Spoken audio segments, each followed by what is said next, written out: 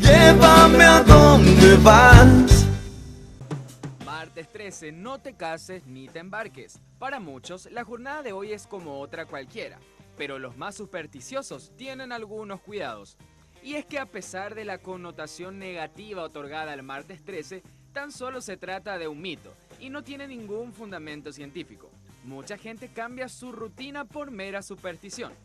Desde la antigüedad, este día es conocido por los cristianos como de mal augurio, debido a que eran 13 los asistentes a la última cena de Jesucristo, 12 apóstoles y el propio Jesús, considerando a Judas el número 13 por ser quien lo traicionó. También eran 13 los espíritus malignos según la Cabalá judía, una de las principales corrientes de la mística judía. Y fue el capítulo 13 del Apocalipsis donde llegó el anticristo. Pero, ¿qué piensan los paraguayos? Yo no creo, porque la supervisión es perjudicial. No creo. No, las supersticiones depende, es psicológico nomás. Depende de la persona nomás. Si quiere hacer, si se quiere casar el martes 13. Sí, puede ser. Pero yo siempre los martes 13 vendo bien. No creo. Puede pasar bajo una escalera sin problema.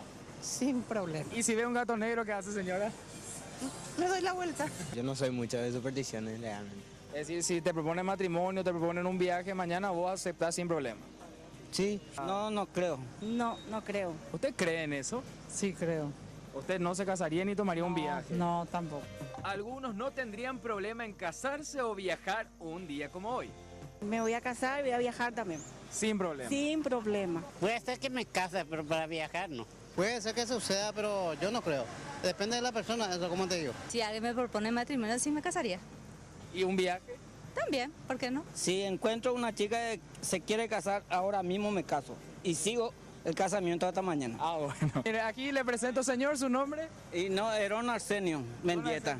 Pero es cuestión de conocerlo un poco más.